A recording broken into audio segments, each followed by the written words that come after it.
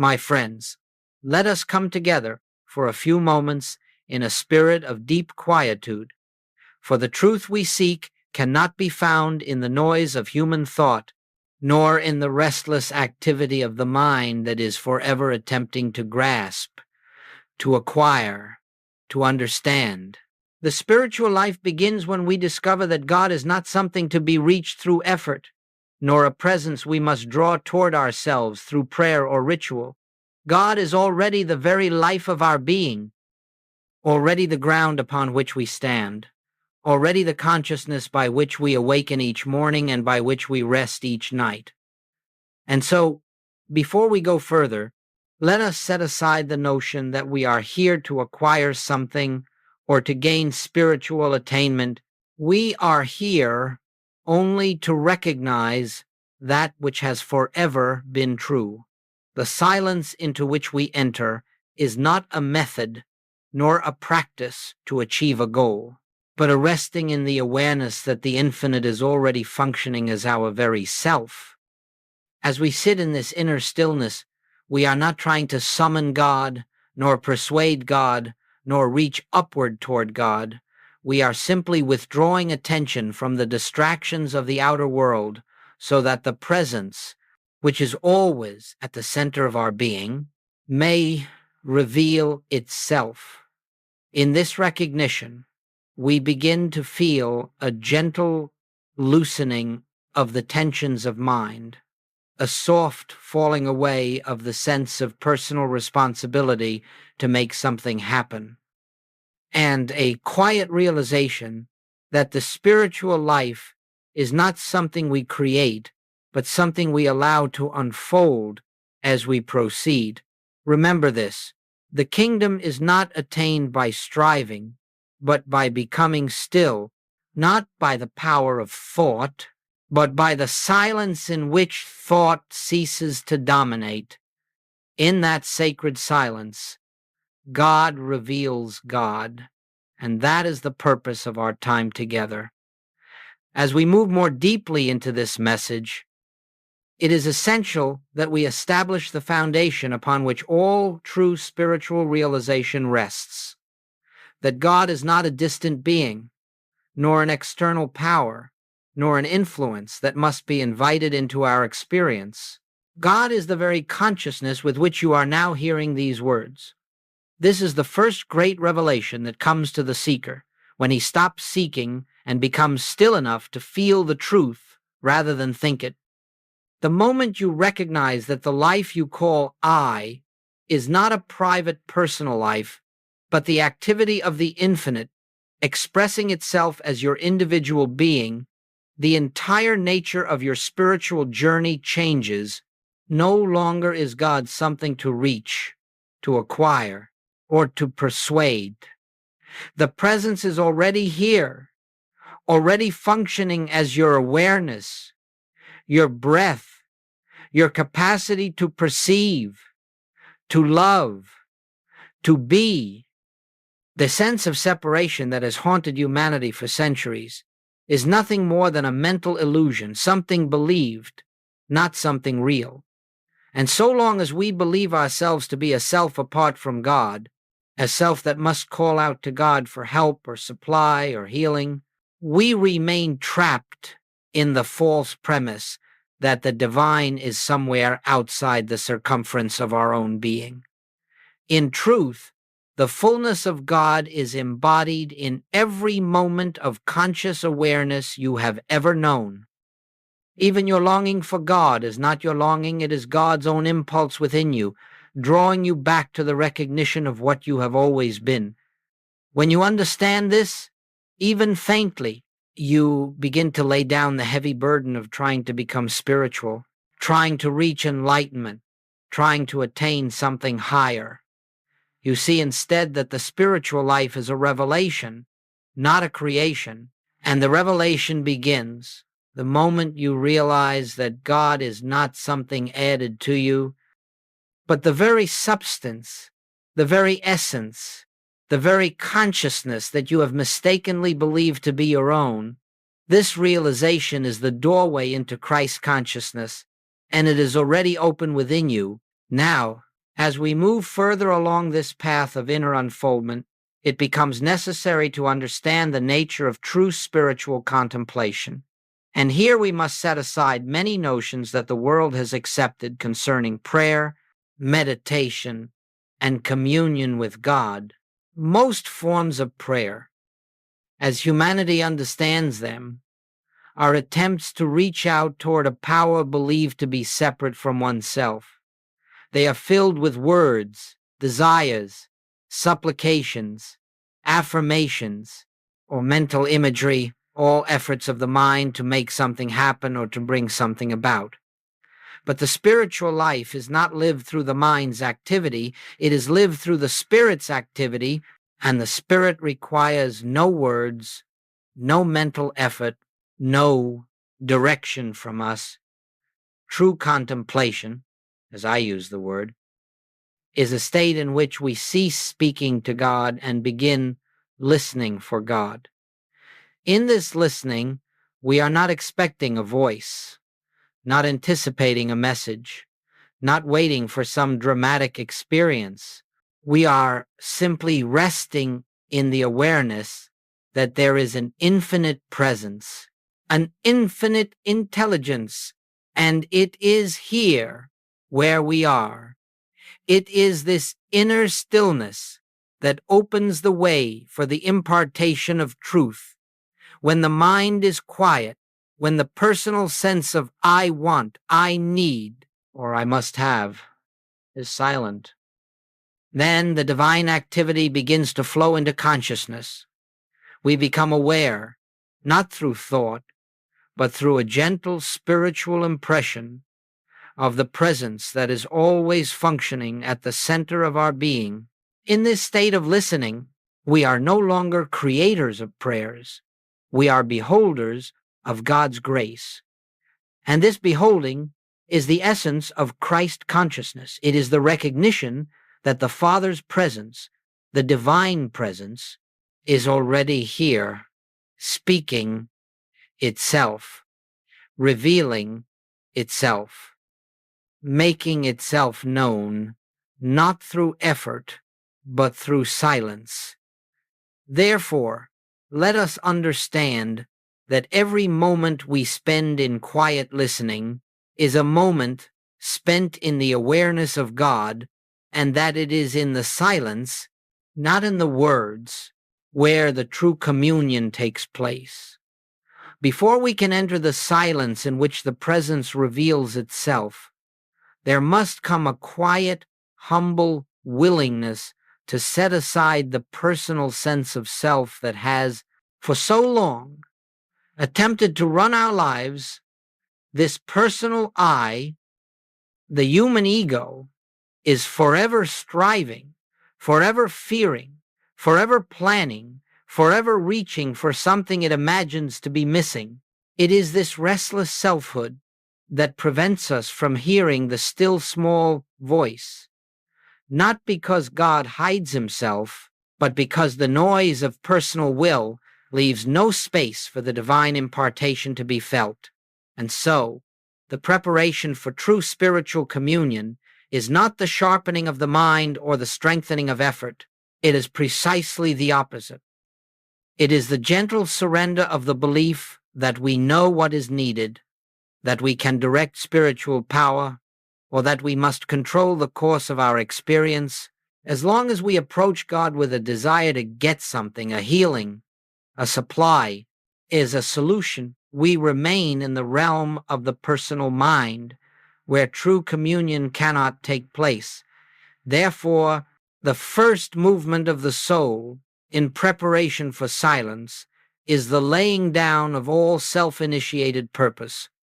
We become as an empty vessel, not in despair, but in receptivity. We relinquish the impulse to guide the meditation, to force an experience, or to condition the presence by our expectations. This emptying is not a dramatic act. It is a quiet recognition that the human self can do nothing of a spiritual nature and need not try. When we adopt this attitude, Father, I do not know, Reveal thyself. We step out of the way and make room for the true activity of God.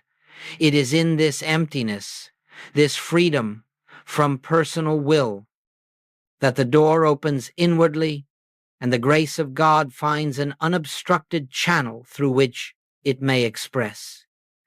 This surrender is not loss, it is liberation. For when the personal sense falls silent, the divine life that has always been our life rises into awareness, and we discover that nothing was ever required of us but the willingness to be still.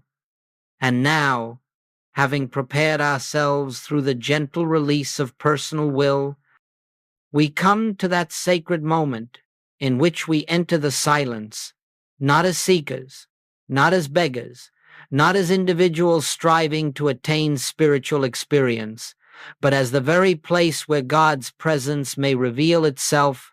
You will discover, as you continue on this path, that the deepest spiritual practice is beautifully simple. It asks nothing of you except that you rest quietly in the awareness that the infinite is already here. And so, as you sit in stillness, there is no need to shape your thoughts, no need to repeat holy words, no need to engage in affirmation or denial. Those are activities of the mind, and the mind has no part in the revelation of spirit. Instead, let there be a moment of gentle recognition, perhaps only a whisper within your heart of the truth. Here I am, Father, speak, for thy servant heareth. This is not a phrase to repeat. It is not a mantra. It is a momentary turning, an inward remembrance that there is a presence, a love, an intelligence functioning at the center of your being. After this recognition, release even the words. Allow them to dissolve into silence. The practice now becomes pure receptivity. You are not waiting for an experience. You are not hoping for a sign. You are simply being still, inwardly open, inwardly listening, without expectation. A soft, inner quietness begins to form, a quietness not created by you, but arising of its own accord. The moment you stop leaning upon thought, in that stillness you may sense an unspoken assurance, a peace that is not dependent on conditions, a presence that cannot be named yet is unmistakably real. But even these are not sought. They are simply noticed. If they come, and if nothing comes, that too is perfect. For the value of this silence is not in what you feel, but in the fact that you have withdrawn from the mental noise long enough for God to be God in you without interference. This is the beginning of true spiritual communion. This is the doorway to Christ consciousness, and it is found only in the silence that contains no request, no argument, no effort, only the quiet recognition of omnipresence. As we rest in this holy silence, something begins to take place within us, something not of our doing, not of our planning, and not the result of any mental activity we could initiate. It is a spiritual activity, invisible to sense, yet unmistakably real. Goldsmith called this the impartation, the moment in which the infinite invisible announces itself within your consciousness. But let us be clear, this impartation does not come as a voice, nor as a vision, nor as an emotional surge. It comes as a stillness deeper than silence, a quiet assurance that needs no explanation. In this sacred inner atmosphere, you may discover that the fear which a moment ago seemed so real has dissolved without struggle. Tension that once gripped the mind loosens, not because you worked at it, but because fear and tension cannot exist in the presence of realized truth. You may feel a sense of being upheld, supported, even carried not by effort, but by the recognition of a presence greater than your human sense of life. This is the dawning of Christ consciousness, a subtle yet profound shift in which you know, without any reasoning, that the life you are living is not your own. It is the life of God, living itself as you. Nothing dramatic may occur outwardly, yet inwardly something has changed. You find yourself less reactive, less fearful, less dependent upon circumstances. The peace that arises is not a peace you created, it is the peace that passeth understanding, the peace that comes only when the personal sense of self has been set aside long enough for the divine self to make itself known. Often this impartation lasts only a moment, maybe even less than a moment, but in that moment, eternity touches you. And though the mind may rush in afterward with its concerns and questions, something within you has been transformed. You have felt, however faintly, the activity of God within your own consciousness, and this is the beginning of healing, the beginning of transformation, the beginning of a new way of being rooted, not in effort, but in revelation. Nothing more is required of you than to be receptive, to remain available, and to trust that grace knows its own way and its own timing. For Christ consciousness is never attained, it is revealed, and it reveals itself in those silent moments when the human mind yields to the presence that has been there all along.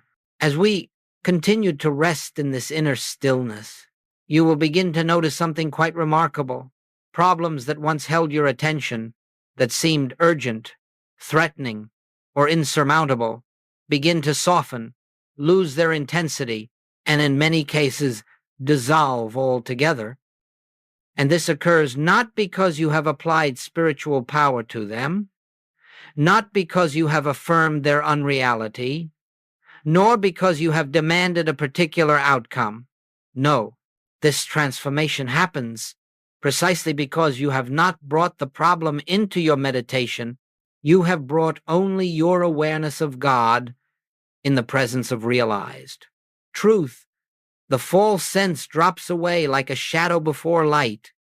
Let us understand a profound principle. A problem, in whatever form it appears, is never an entity in itself. It is only the mental picture formed when we view life from a sense of separation. When the mind is filled with fear, the picture is one of danger. When the mind is filled with lack, the picture is one of limitation. When the mind is filled with a sense of personal responsibility, the picture is one of burdens. But these pictures have no power of their own. They are projections of the mind. And so, the moment we stop trying to fix the picture, stop wrestling with conditions, stop treating effects, we create an opening through which the presence may reveal what has been true all along, that nothing stands apart from God, and therefore nothing has power to oppose the activity of God. In that light, discord dissolves, not because God intervenes, but because the illusion is seen for what it is. Disease yields, not because a human healer has done something, but because the presence is realized as the only life. Lack disappears, not through positive thinking, but through the recognition that omnipresence leaves no space for absence. Harmony is restored, not by manipulating circumstances, but by allowing the divine order to appear where human will has stepped aside. This is why Goldsmith could say that we do not treat conditions, we behold God. The silent practice does not address the problem. It dissolves the false sense that created the problem. In this way, the outer experience changes as a natural consequence of an inner revelation. And so we learn that healing is not an act we perform, nor a result we produce. It is the fruit of realized oneness. It is the evidence that we have touched the presence that is forever whole. Now, it is not enough that we touch this inner presence only in moments of meditation or periods of quiet contemplation. If spiritual living is to become our way of life, this awareness must flow with us into the marketplace, into the home, into our activities, our relationships, and even into the ordinary tasks that fill each day. The purpose of the silence is not to withdraw from life, but to reveal the presence that lives us, guides us, and sustains us in every circumstance. When you rise from meditation, do not leave the atmosphere of stillness behind. Carry it with you as a gentle awareness that there is an invisible something walking with you, going before you, preparing the way. You will discover that your speech becomes quieter, your reactions slower, your judgments softer, because you are no longer meeting the world as a personal self, but as a transparency for the divine. When a challenge presents itself, a moment of irritation, a decision to be made, a difficulty that arises, pause inwardly, not to think, not to analyze, but to rest for a breath in the remembrance of mine own self I can do nothing. The Father within me doeth the work. This pause, even if only for a second, restores you to the consciousness of oneness. It lifts you out of personal responsibility and returns you to the awareness that the same presence which spoke in the silence is here, now, in this very moment. When you touch this inner space before acting, you will find that action flows harmoniously. If there is something to say, the words are given. If there is something to do, the intuition arises gently, without strain. And if silence is required, you will feel it as naturally as a leaf turning toward the sun. Over time, this becomes not a practice, but a state of being. You come to realize that the presence that met you in your meditation is never absent. It walks through the day as your clarity, your love, your patience, your wisdom. It gradually becomes clear that there is no moment in which you live alone. The invisible Christ goes before you, stands behind you, and moves within you. This is spiritual living, not the attempt to remember God as a discipline, but the recognition that God is remembering you, carrying you, and expressing as you. When this awareness becomes the background of your life, even the simplest activities are transformed. The ordinary becomes sacred, the mundane becomes illumined, and every step you take is taken in the quiet assurance that you are never separate from the one who is your life. And now, as we bring this period of sharing to a close, let us once more return to that sacred stillness in which all true revelation takes place. For everything that has been spoken here is but a pointer, a gentle reminder to turn inward, where the real teacher abides. Words may inspire, concepts may uplift, but it is only the realized presence that transforms. And that presence is not far off. It is closer than breath, nearer than thought, hidden in the quiet depths of your own being. As we rest together in this moment, let us acknowledge, without effort and without strain, the simple truth: God is here, the invisible, the infinite, the very life that animates us, is present now, complete and whole. Nothing needs to be added, nothing needs to be corrected, nothing needs to be improved. The kingdom we seek is already established within us, and so we do not leave this gathering in search of spirit, nor do we depart with tasks to accomplish or practices to perfect. We leave only with a gentle awareness that wherever we go, the presence goes with us, for it is our being. As this recognition deepens into conviction, You will find that life unfolds more harmoniously, not because you have made it so, but because you are no longer living as a separate self. You are living as a witness to the activity of God. And in that witnessing, every moment becomes a benediction. May the peace that is not of this world abide with you. May the light that cannot be extinguished illumine your path. And may the presence that has revealed itself in the silence continue to unfold its grace within you, guiding, sustaining, and fulfilling every step of your journey.